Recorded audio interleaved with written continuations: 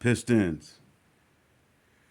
Let's talk about Tobias Harris. I recently heard, I don't want to say some gripe, but recently heard some, I don't want to call it critiquing or this critical critiquing about his play.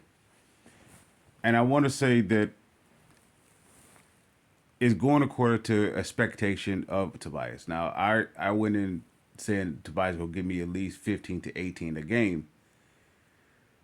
Yet at the same time, he's giving me exactly what the Pistons actually need. He's a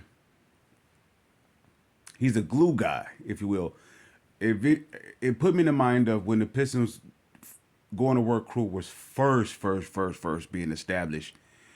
And if you guys can go back to this point where you saw Dana Barros in a starting lineup next to Stackhouse, and Dana Barros, well, Stackhouse was the offense. Him and Cliff Robinson was the offense out of the starting five. But Dana Barros was an offensive player, yet he gave you spotty offense. And I want to, Tobias put me in the mind of that. Now, the only way that I would take Tobias out of the starting five, if I was get the replace, I have to have the replace such a replacement as a what is it, a Kevon Looney or a Kevin Love type guy. Now, I don't foresee Kevin Love leaving Miami or Miami trading Kevin Love unless they was making trying to make get an addition to the team and they needed a third team to be involved to take on the salary or something like that, a salary dump. Then I can see it. Other than that, I could see Pat Riley keeping Kevin Love, if anything, just for having a veteran presence there. Yet, Kevon Looney, though, on a 1 year, $8 million contract, if the Pistons can get that, and I will put Tobias to the bench, or I could trade Tobias, or that it would be a. Now somebody may say, "Well, Tobias can give you a little bit more offense than Looney," but what Looney's presence is, he's giving me what Tobias is not able to give me. He's giving me a champion. He's giving me some veteran leadership, and he's giving me a solid defensive player to not counter, forgive me, to complement Duran. Duran is only thing Duran is lacking for him to take the next step defensively is understanding what he is on the court. So it's like what how can I put it? When Beasley come on the court, what Beasley does for Cade is what Looney would do for Duran. Duran wouldn't have to think so much; he could just react. The game would slow down, or it would become a little bit more interesting and more fun if you have somebody that is next. So this is why I was recommending that Stewart be in the starting five with Duran. Duran needs Duran in my eyes. Duran needs somebody there that he believes has his back. And in the defensive part, in the defensive part, now what Tobias does bring to Duran is a calmness, which he does bring to that starting five completely. Even if you're not playing Tobias like the full game, he brings a calmness. Now that's good for now because you're starting to build. It's not good for long term or even after the point you no longer are average or 500. There's it's good for now, and the way his contract the way it is perfect because his contract is a 2 year this year and next year. Next year he's expiring. At the same time, you kind of had to sign a guy at his, at that cost, and at that cost, you're gonna get a guy like that. You're gonna get a player like that, or you may get a guy like I just stated, like a Kevon Looney. You're gonna get a guy that is in that range. That's not gonna give you an all-star type guy, but they will give you a quality big, someone that you can just put there, a placeholder, if you will. Tobias is not bad. He's just not what most of us have expected. And actually, I want to say he's doing what is asked of him. Are we saying him to go from 7? That's what's asked of him. No, I'm not saying that. Or even if that was the case, I don't. I mean, it's not a bad thing because you're not. If Tobias were to get you 18 and 20, I honestly believe that would take away from Cade's, let's say, being the face of the franchise. Now, Cade is the face of the franchise based off him being the number 1 draft pick. And the hope of his, I don't want to call it potential, but the hope of his showing his promise that he can be the face of the franchise. But it's almost like the team had to get a face to be, to be a part of the NBA, they have to have a certain face. So he was the guy I believe that was designated to be the guy. But if Tobias is playing the way that I anticipate him to play, or expect him to play when they drafted him, not drafted him when they signed him, I believe he would be taken away from Cade. Tobias is a rhythm shooter, and of course you could tie into his injury with his thumb is a part of it. But Tobias is a rhythm shooter, so he's going to need a lot of shots. So it's like Stackhouse. I want to say Tobias is like a Stackhouse-esque, even though he's a combination of Dana Barrows now, or as the role that he's doing, or how he's fitting in the starting 5. Yet he needs a lot of shots like Stackhouse. Stackhouse may have gotten the Pistons close to 30 points a game, but he needed a lot of shots to do it. And that was going to take away from the rest of the team. So he's a rhythm shooter. If he's in a rhythm early, he's hitting. Other than that, you're going to have to keep feeding him until he gets to that point. And that's going to take away from everybody. So you had to sign a player at that rate. It's perfect because you're getting a guy that's holding that spot until they're ready to make that next step. Either if it's coming from Clintman, Holland, Asar, or they're bringing in somebody.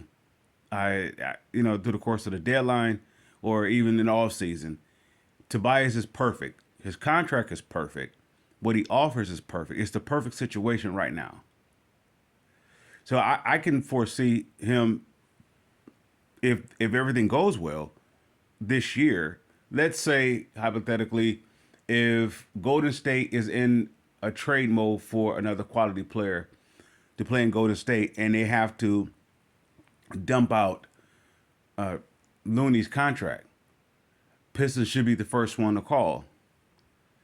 Or Golden State should be going to the Pistons and saying, "What do you think?" And I say that would be the perfect, in my eyes, that would be the perfect guy to take Tobias' starting spot. Not take it, but more so relieve Tobias from that starting spot and allow Tobias to go to the bench for 1 year until Clintman or whoever that JB is considered that is foreseeable starting 4. But until then, Tobias is the right person for that. Well, the Pistons get another win, so that's 3 in a row. It's even if you want to compare it to last year, last year wasn't that they were a bad team. It was horrific because the team was like it was being positioned to lose on purpose. It was intentionally losing, whether they were tanking for another lottery pick or I wanted to think that it was because they wanted to get Troy Weaver fired. I don't know, but either of how we whether want to pick that to be, this Pistons team is It's the same thing as the last year's Piston team. What's the difference? You gonna say Tim Hardaway Jr.? You're gonna say Tobias? You're gonna say Malik Beasley? You're gonna say Ron Holland? You're gonna say Cade being available? You could say the X and O's, or just the not calmness, but the stability, the hunger, the desire of JB Bickerstaff, or you can say it's Trajan dotting the I's, crossing the T's, or just the organization itself is in a position to take the next step. I could say all of that, and be rightfully so. I I don't know. I see this team just as the same team as last year, as an average team. And I will also say this: Cade Cunningham, in my eyes, is not an all star. If he's an all star, he's an all star by default. If he's going to be an all star by the endorsement of Kevin Durant and LeBron James, then he's not an all star. If you look at a guy like what is I want to say Tyrone Maxey. Forgive me if I'm butchering his first name, but Maxey from Philadelphia, who endorsed him to be an all star. His play did. If I have to vote for Cade to be an all star, then Cade is not an all star. No, forgive me. Let me rephrase that. If I'm campaigning for Cade to be an all star, then Cade is not an all star. He's a Detroit star. That's one thing about when it came to Isaiah, Grant Hill, Joe Dumars, even Chauncey, even Ben. They, you know, Rip. They didn't have the. You didn't have the campaign. Even when Rasheed is not being that superstar that he could be, you didn't have the campaign for him to be an all-star. They had the campaign for Tayshaun to be an all-star, and it didn't happen. But if you have the campaign for Cade to be an all-star, then he's not an all-star. I want to say, based off them drafting him number one overall, or even place him as the franchise, if you have the campaign for him to be it, then he's not an all-star. It's like Matthew is the equivalence of a Matthew Stafford thing. It's the same thing. If you have the campaign for it, then you're not an all-star. Lastly, before we close out, this team is only going to go, or I've stated this team is only going to go as far as Cade. My one gripe against Cade was that he was getting, how can we say, he was being overhyped, and versus allowing his play to be his play. He was like, Cade is this, Cade is that, or this, Cade is Cade is Cade. Cade is not Cade if he's unavailable. And the gripe that Jay Ivey was getting from the Detroiters, now they may turn around and say they was for Jay Ivey from the very start, is the same gripe they should be giving towards Cade. But Cade was given like this pass. And Jay Ivey was the one that had to evolve or had to develop or whatever up under the scrutiny. You know, look at what Jay Ivey had to go through compared to what Cade had to go through. Somebody may say, well, Cade doesn't need to go through what Cade had, what Jay Ivey had to go through. Well, why not? That's what the problem that I had with the Cade situation. They gave it to him too easily, and I still believe that it comes with that self-same territory. That he's giving it too easy. He didn't, like, his play is not. It doesn't. If you want to say, well, Cade gives me triple doubles, or he gives me 20 points a game, or he's putting up all-star numbers, what does that even mean? Matthew Stafford did the same thing, but the team as a team is not going forward. So this is where it's going forward this year because they have other complementary pieces to pick up the pieces for Cade. That's the only difference. When Cade was with Jeremy Grant and so forth, they didn't have the complementary pieces to complement Cade because they didn't know what they was getting out of Cade. It took them 3 years to evaluate Cade. Well, based off Cade's inability to be on the court, and then at the same time, the players being available, to complement Cade wasn't available at the.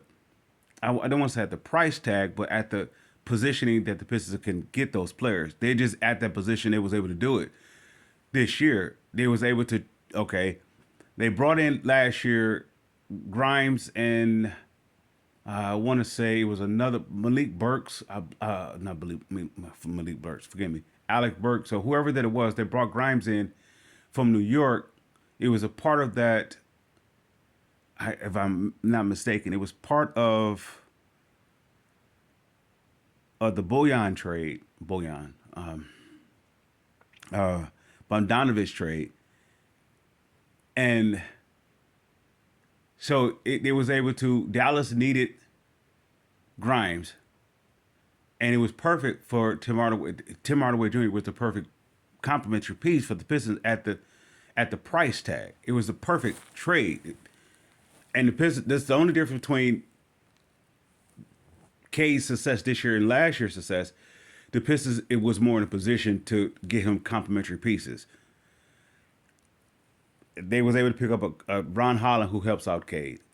They was able to pick up just certain pieces, not just spacing. It just certain things that Cade doesn't have to do. He did. In other words, he needed big brothers around him, sort of like someone who has his back, in a way that all you have to do is be Cade.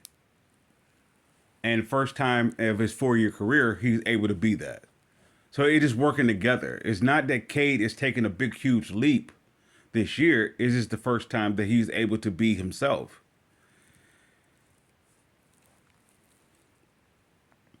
With the franchise, that is. So I want to say it's just how it's a combination how Troy Weaver built it and how Trajan is dotting the I's across the T's. Trajan is not doing only thing that Trajan did that is, I want to say, surprising or that he deserves, like, really, wow, I didn't expect that. I would say it's Clintman and possibly Ron Holland. I want to say that this year's draft was the surprising piece that it shows like what type of general manager that or what kind of, I don't want to call it a plan. What he sees, what kind of vision that he has. Tobias was on the Pistons radar last year or such, so that's nothing. Tim Hardaway Jr. was also. Beasley, I could throw Beasley in there too. That's the type of player that I never would like to have come to the Pistons.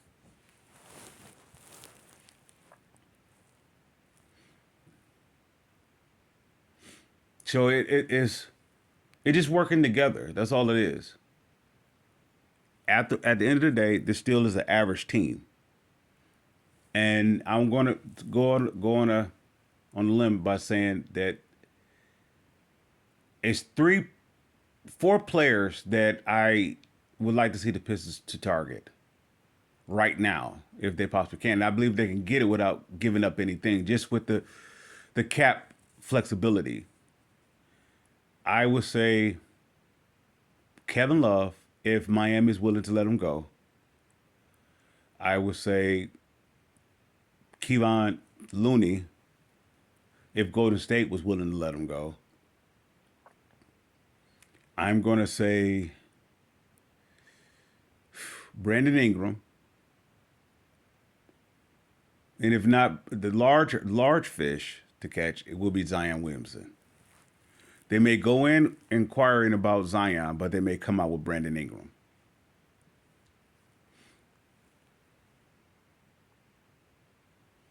The Zach LaVine thing, I never was on that train. I would have done it if I was getting something extra out of it. I never thought it was necessary. The 20 points, whatever, or him being a previous All-Star, that doesn't do it for me.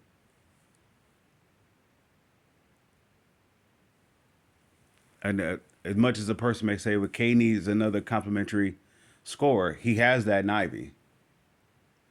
The same time that there was it works like this.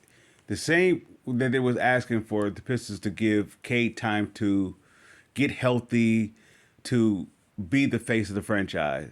It's the self same. I'm asking the self same thing for Ivy, not to be the face of the franchise, but for him to be what Ivy is. Ivy is a 18 to the 20, almost an 18 to 22 scorer per game with this Pistons team, alongside Cade, being in the backcourt with Cade. He is an 18 to 22 points per game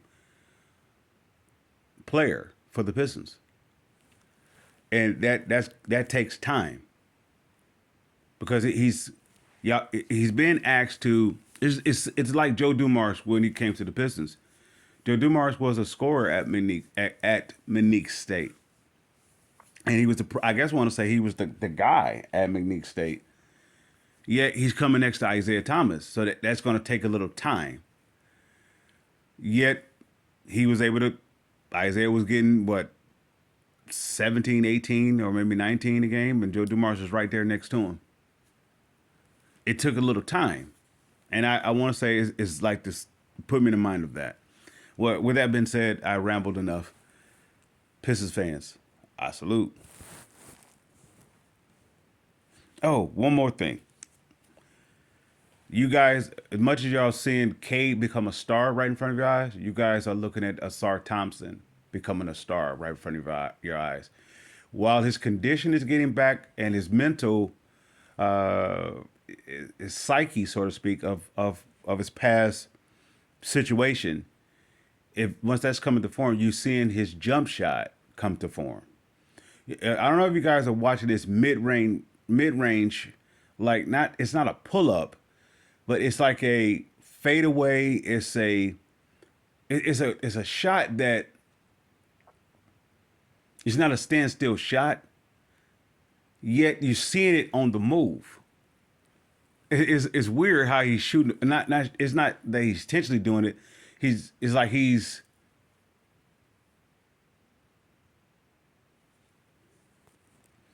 when he's cutting, they're hitting him in a certain position where he's shooting in the midst of his cutting. And maybe because the clock is running down and so forth. Yet, but he's making those shots. It's not one of those shots that he just throwing it up there because he has to. It's a confident shot, and you guys are seeing his what was been said against him is actually turning in a development that you see the progress and that he's worked on his jump shot and it's starting to fall. By the end of the year, he's going to be a 12 to 15 points per game player for the Pistons, barring any setbacks or anything like that. He's going to be a 12 to 15 points a game by the end of the year. With that being said, now I officially say, Pistons fans, I salute.